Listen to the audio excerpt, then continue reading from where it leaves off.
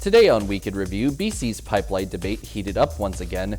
Terrace's latest council meeting talked about a call to action, and that same meeting also saw the budget for a project get increased.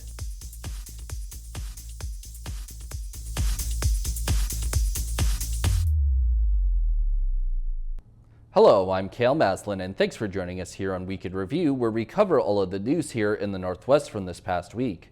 The pipeline debate in BC is heating up again, pitting the province against the other premiers and newly elected Prime Minister Mark Carney. As CTV's Ben Milger reports, the premier and members of his cabinet have been unequivocal in their opposition to fast-tracking a new pipeline through northern BC. Locked in a trade war with the United States, many Canadian leaders see a new pipeline to BC's north coast as a way to diversify the national economy. But the BC government is not on board. As the Premier said very quickly, that idea doesn't make sense to us. We've been down this road before when Enbridge proposed the Northern Gateway pipeline to carry Alberta bitumen to a marine terminal in Kitimat. In 2016, the federal Liberals banned oil tanker traffic on BC's north coast, essentially sinking the controversial project. With Canada's place in a shifting geopolitical landscape uncertain, Alberta Premier Danielle Smith thinks the proposal deserves another look. Got to work with where I think we're going to have the most success. And where I think we'll have the most success right now is working on a corridor between Hudson Bay and Port of Prince Rupert. With a new Prime Minister at the helm promising to fast-track certain projects deemed in the national interest, conditional federal support appears to be on the table. The world's certainly more divided and dangerous, and the imperative of making Canada an energy superpower in all respects has never been greater. Pointing to the cost overruns and delays that left taxpayers on the hook for the $34 billion Trans Mountain expansion, BC's ruling NDP doesn't think there's an economic case for another new pipeline. This would be a colossally expensive and not economic proposal. It's a political proposal, and fair enough. But we have a different view. The Premier has expressed very clearly his view of non-support for that. With other premiers already voicing support, BC's government is an outlier this time. If a company steps forward offering to take the project on, the province may not be able to stop it. Ben Milger, CTV News, Vancouver. The much-awaited decision from the provincial government on the PRGT pipeline has arrived. The Environmental Assessment Office determined that the Prince Rupert Gas Transmission Line natural gas project has substantially started. This means that the project can proceed without a new environmental assessment. Terrace City Council's most recent meeting saw some differing perspectives emerge while talking about a recommendation relating to local businesses. Last night saw the City of Terrace's Council hold their bi-weekly meeting, and one of the more highlighted subjects at said meeting was a call to action document that was presented by Terrace's Lands and Economic Development Manager Michael Pucci. The recommendation was for Council to commit their support to the Voices of Northern BC call to action document that is looking to protect the employment status and community members who are working under visas, and by proxy protect local businesses from being closed down due to a lack of employees that might stem from Canada's recent immigration cuts. Opinions on this recommendation varied amongst the council members and the mayor. You know, I would also argue that the initial federal policy was equally kind of came out of the blue in terms of the impact that it would have on these caps, and certainly, as usual, the northwestern part of our province was not considered in this. There's two aspects there that I'd like to highlight. One is the financial side. Both the college and school district benefit, and indirectly we benefit as residents from increased revenues into the school system. But secondly, foreign students coming in enable courses to be developed and put on. Yeah, I think this is important to support this. I do think, though, that there really needs to be a northern flavor to this, and I don't know how we get to that, and maybe that's something we pursue in the future, because I agree with Councillor Zimmerman. You know, the voices of the northern BC and other provinces is not really heard at that federal level, but in saying that, we are known at that level. We are the gateway to the Golden Triangle. LNG Canada, the largest private sector investment in Canadian history, is 40 minutes away from us. Port of Prince Rupert, the third largest port in all of Canada, is just down the road of us. We've got Cedar LNG, we've got Silisms. We're known, and they have to understand that the situation could be catastrophic in our area if immigration isn't allowed to help with working. I do have to say, as a disclaimer right up front, one of the things I'm going to mention, it's my opinion. It's not the opinion of my employer.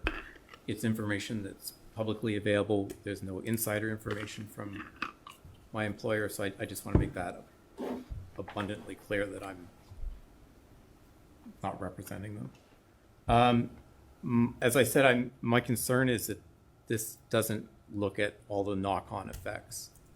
It's looking very specifically at one part of the labor market, and there's a lot of consequences, I think, or at least potential consequences. Ultimately, even with Councillor James Cordero's concerns about housing and healthcare potentially not being available to people coming to the Northwest to work, be they from outside of Canada or somewhere else inside of Canada, in addition to the possibility of wage stagnation resulting from the move, the motion ended up getting passed by a majority vote. For CFTK-TV News, I'm Cael Maslin. And yet again at their most recent City Council meeting, the Terrace City Council have also approved some improvements to Tetrault Park. At the start of this week, the Terrace City Council held its bi-weekly meeting, and one of the topics that was pointed to as being potentially of interest to residents by the city before the meeting took place was a budget amendment involving Tetrault Park. In a presentation from Terrace's Director of Parks, Recreation and Culture, Tara Irwin, Council was asked to approve a $30,000 budget increase for Phase 1 of a revitalization project at Tetrault Park, with it also being proposed that the funds come out of the Terrace Community Forest Reserve and that their 2025 budget gets amended accordingly. Both Mayor Sean Bouitosh and Councillor Sarah Zimmerman openly expressed excitement at the idea of this project getting that kind of financial boost. I think this is great. I'd like to see more add to for the youth in the community, so I think this is reasonable, and look forward to seeing this work get done if we proceed with this. I'm just super happy to see this happening. My kids go to the school at the end of the bike park and Tetrault Park there, and it is a really well-used area. And the skills park in particular is long overdue for a facelift, so I'm really excited to see the work that's happening there. Ultimately, the rest of the council agreed with them to the point that the proposal was passed. The budget will now increase to $150,000, and Tara Irwin also described what additions will be made to the park in the project. But so the first phase would specifically just look at the bike skills park. As we've worked through the detailed site design with the consultant and contractor that we've hired, we've identified a couple of additional components that we really feel would be beneficial to include as part of Phase 1 and realize some efficiencies. So if you are able to scroll down through about 30 pages, I'd like to just highlight quickly that would be the addition of a tot loop. This would be just an asphalt loop, and that would meet the needs of the youngest riders or scooter users in the community. It's a little bit hard for learning bike skills on even, really well compacted gravel. And then also the addition of one additional jump line. This is meant to be a bike skills progression park focused on bringing in families and young and new riders. But what we've learned as we worked with the consultant and do a little bit more research is that in order to keep riders interested as they progress, you really do need the more advanced lines. The goal for the project is to be finished sometime during the 2025 construction season. For CFTK-TV News, I'm Cael Maslin. Up next is a profile of how Terrace's Youth Soccer Association is doing. Welcome back. The Northwest Regional Airport's most recent report on their passenger statistics highlighted the ever-increasing number of people that keep passing through the airport. The number of people to make their way through the airport as customers in the month of May was almost 23,000, up by over 2,000 people compared to the month of April. Ever since a slight dip from January to February, the monthly passenger numbers at the airport has jumped by at least 2,000 people in 2 of the 3 months. The Kitimat RCMP have put out yet another weekly report detailing some of the incidents that occurred during the final couple of days of May and the first few days in June. One of the most notable parts of the report mentioned that 2 separate collisions of vehicles hitting wildlife, with the first one taking place on the Kitimat Highway in the later part of the morning where a deer was hit, and the second of those incidents happened in the early evening and saw a moose get hit near the Kitimat Air Park. A longtime resident at the McConnell Estate BC Housing and Terrace is raising concerns for a Canadian flag to be installed at the facility's entrance. CFTK-TV's Helen Asante reports. Pauline Mary Woodford has lived at the care home for 16 years. Pauline says she's disappointed that the facility does not fly the Canadian flag at its entrance, something she believes should be present at every public care facility. She said it's especially noticeable on national days when resident watch vehicles drive by, proudly flying the red and white. Because we're part of Canada and we're BC, you know, and when you go, just stand over there and you can see there's one over there, and you know, it's blowing in the breeze and everything, and you see cars going by with their little flags, and I mean, sure, we could have a little flag, big whoop, I want a big flagpole. We're entitled, for heaven's sakes, you know. Adding to her concern, a pair of binoculars she relied on for occasional viewing was removed. She recalls when she would use binoculars each day to observe nature, nearby roads, and the change in seasons, a small but meaningful routine. I'm riding on the handy dart, and even other drivers and people walk their dogs, and there's no binocular there anymore. That was part of the fun. Kids used to love to go there and hang on to it and everything, and it's been going, well, since they fixed the point up, it's been quite a long time, and I kept thinking, that bugs me. And then seeing time mentioned, thought this, well, I'll include that too. He cited the removal of the binoculars due to safety policy changes, leaving her feeling disconnected from the outside world. Pauline says she's raised the issue multiple times with staff concerning the flag, but has not received a clear answer. The office of the City of Terrace says that it's looking into the issue. We will continue to follow this story and bring updates as they become available. Terrace is making waves on the soccer field this season as the Terrace Youth Soccer Association continues to shine. CFTK-TV's Helen Asante reports again. In an exciting development, all 3 TISA teams, including the U15 and U17 squads, have officially qualified for the provincial championships. In a recent friendly match, the U15 and U17 teams showed strong form, proving they are more than ready to take on the competition. It is a proud moment and a huge opportunity for young athletes to represent Terrace on a provincial stage. Our U15 and U17 select boys, representative for TISA, Terrace Youth Soccer Association, have qualified for provincials, which is a really big deal for such a small community here in Terrace, BC. We are representing all of northern British Columbia, both groups. So we'll be competing against, I think, 7 or 8 other teams that have also qualified, like Vancouver Island, the Rockies, Interior, the Okanagan. So the best teams all meet. So for Terrace to have 2 confirmed clubs is huge.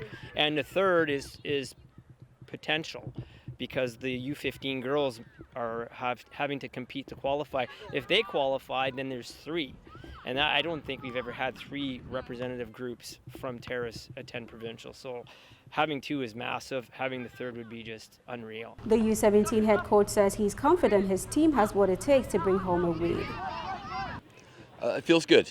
Unfortunately, we didn't have any other teams in our zone, but I'm confident that we would have qualified anyway. So got a really skilled, energetic, enthusiastic bunch of kids, and it's a real pleasure to be working with them this year. Meanwhile, the U15 assistant coach is equally optimistic about the team. We're going to be looking at high competition, decent players, very, very well-trained players. We're going to be looking at also different style of soccer, you know, and and just a great group of kids out there. All the kids out there, they like to play the sport. They're dedicated to the sport. Unfortunately for us, we don't get to play all year round like they do in the Lower Mainland. But, I think we're going to give them a good run for their money this season. Following a gold medal victory, the U15 girls team are heading straight to Kamloops for provincials, proving they have the skills, determination, and team spirit to compete at the highest level. 3 teams head into the big stage. That's no small feat for Terrace. Go Tyser. Helen Asante, CFTK-TV. After the break, we get a preview of the upcoming CFest event in Prince Rupert. Welcome back. CFest is back in Prince Rupert for its 47th year, bringing the fun with over 40 events packed into one exciting weekend. Yet again, Helen Asante has more. A celebration of culture, community, and pure fun from parades and crab eating contests, or hit the courts for a 3-on-3 basketball showdown, a beer garden, and even car smashing, there is something for everyone. So CFest is an opportunity to really recognize and celebrate our coastal community. And it happens on typically the second weekend of June every year. And it's a 3-day festival. So typically Friday, we do some events throughout the city, as well as some events throughout the whole weekend, specifically some athletics. There's lots of sports tournaments that we have. And then Saturday, we close down all of 3rd Avenue West. I think CFest really does have something for everybody. It's got stuff for the Mariners. It's got stuff for kids. It's got activities for everyone that you can think of, whether you're able-bodied, disabled, whether you're, you've got food intolerance, doesn't matter your age, your gender, your ethnicity, there's something for everyone. And we really try to be as inclusive as possible in every activity that we do. Festival coordinator Alex says safety is a top priority with measures in place to keep things secure. So we do have specific traffic control individuals throughout all of 3rd Avenue, as well as on Sunday down in Calvi as well. We've contracted them, and we also have barricades in place to ensure everyone's safety. We want to make sure that that is top priority always, and we are working with the city to make sure that all our boxes are checked. And over in Terrace, the Redneck Kitchen is serving up barbecue to join the celebration. So I love the parade. I love the parade. And also the food vendors are one of my favorite. Bringing Redneck Kitchen down from Terrace is amazing. And I will stand in line for hours to get some of that barbecue. With sunshine and summer vibes, CFest is the place to be this weekend. Helen Asante, CFTK-TV. The Prince Rupert Cineplex is in its final days of showings, as the theater has announced that it will be closing its doors for good this month. Cineplex said in a statement that they've made the difficult decision to close the location after the sale of the property. They say that they're grateful for the community and staff support over the past 43 years of operation. The Prince Rupert theater lovers have until June 15th to catch the latest flicks, and it's currently unclear what will be the use of the building after the sale. As last month was winding down, a release was sent out by the town of Smithers that disclosed a pretty big move for both the town as well as a local business.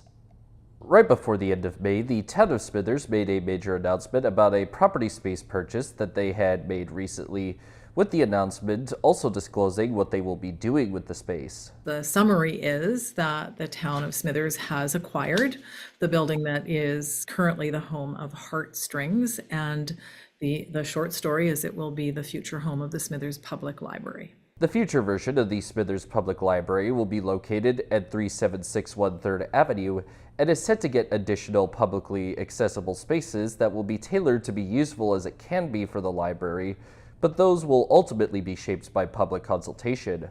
Funds for this project are being mainly provided by the Northwest BC Regional Funding Agreement, but some friends of the library have managed to raise and subsequently donate over $500,000 in order to support this purchase. But as for anyone who is worried about the future of the Heartstrings Home Decor and Gifts store, the town provided some reassurances on that front as well. So Heartstrings will stay where it is for until 2026 into early 2026. And then at that point, they have identified another location on Main Street. So this much loved business will stay downtown in Smithers. And at that point, the town will take over the building and look at the next steps in terms of making it appropriate as the home for the library. Smithers Mayor Gladys Attrell also said that most of the comments on the announcement from fans of the library and the store have been quite positive so far. And while Heartstrings is set to move in mid-January of next year to 1207 Main Street, a move that will see them close down for about 10 days, it's not currently clear yet as to when the new version of the library will be open for public use. For CFTK-TV News, I'm Cael Maslin. Still to come, BC's wildfire season continues to rage on. Welcome back. The Prince Rupert Port Authority is publicly honoring the 5 companies that were deemed to have given an outstanding performance in their Green Wave program in 2024. The program is one that gives financial incentives to any commercial vessel owners that go out of their way to invest in utilizing environmentally sustainable measures. The companies that are getting recognized right now for their work in the program are BC Ferries, SK Shipping, Yang Ming, Navigator Gas LLC, and Costco. Participation in the program has grown in the past half-decade, with 2024's number of participants being 33% higher than 2019's. The BC Wildfire Service reported that about 80 fires burning across BC and said crews are prepared for increased fire activity. The District of Squamish, north of Vancouver, declared a local state of emergency due to an out-of-control wildfire that it says possesses an imminent threat to people and property. Now to a fire burning on Vancouver Island, CTV's Andy Garland has more. Fighting the latest wildfire on Vancouver Island, a steady stream of helicopters are bucketing water from a nearby river. We've got about 28 firefighters, 3 helicopters, a fall repair, and an excavator working up there. Located south of Sprout Lake, the wildfire is in the remote region of Namint Mountain and is listed as out of control. We have a track of the fire now showing the size at 23 hectares. So that's mostly, there was some growth yesterday. There hasn't really been much growth overnight. The airport's here. We were flying up to Great Central Lake here, and the fire's just over here. One of the first to spot the fire was 2,000 feet in the air at the time. And I said, oh, that's an interesting little cloud there. And then a white mountain peak went behind it, and it was brown. I was like, uh-oh, that's a forest fire. The Vancouver Island Soaring Center were doing a student flight yesterday morning in one of their gliders when they spotted the columns of smoke. I radioed down here, and one of the club members phoned it in, and within an hour, I think we saw a helicopter arrive. The center says it spotted around a half dozen fires over the years, and this is the first since starting a new volunteer-based fire watch program. We're spending hours up in the mountains floating around, often 7 or 8 gliders on a day. So it's kind of eyes and ears up high. The center is looking for grant money to purchase equipment like binoculars to help spot fires like this, which is now under investigation. We're suspecting human-caused, just based on the fact that there hasn't been lightning in that area recently. Coastal Fire Center believes this new wildfire may pick up again later this afternoon as the day becomes hotter and drier. Andy Garland, CTV News, near Port Alberni. That wraps up this week's edition of Week in Review. Make sure to tune in to our regular newscast on Monday at 5, 6, 6:30, and 11 o'clock here on CFTK-TV. Thanks for tuning in, and have a good weekend.